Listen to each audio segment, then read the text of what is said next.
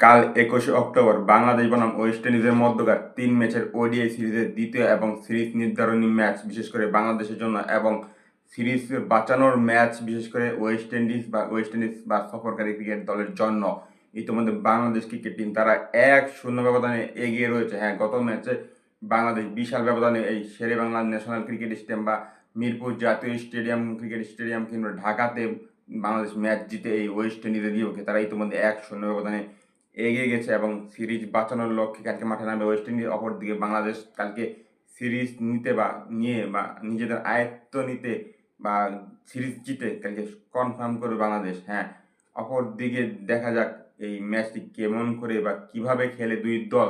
আমরা জানি কালো কালো একবারে কুচকুচে কালো বাজে একটি ফিল্ড বলা চলে বা বাজে একটি আউটফিল্ড কিংবা বলা চলে বাজে একটি পিচ। হ্যাঁ, এই পিচে খেলতেছে দুই দল।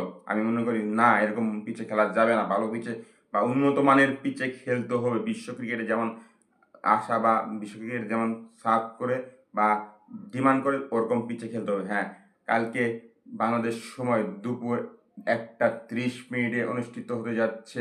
সম্প্রচার করবে T sports, Ten sports, Star sports সহ দেশি বিদেশি বিনোদন টিভি চ্যানেল এবং ফেসবুক, ইউটিউব, ইনস্টাগ্রামে পেয়ে যাবেন এই খেলার পুরো ম্যাচ। এবং আমার অবশ্যই ফেসবুক পেজে পেয়ে যাবেন প্রথম থেকে শেষ পর্যন্ত ম্যাচ রিপোর্ট এবং ম্যাচ রিভিউ। এই পুরো খেলার শেষে বা দ্বিতীয় ওডিআই শেষে পেয়ে যাবেন আমার কাছ থেকে। অবশ্যই সাথে থাকবেন।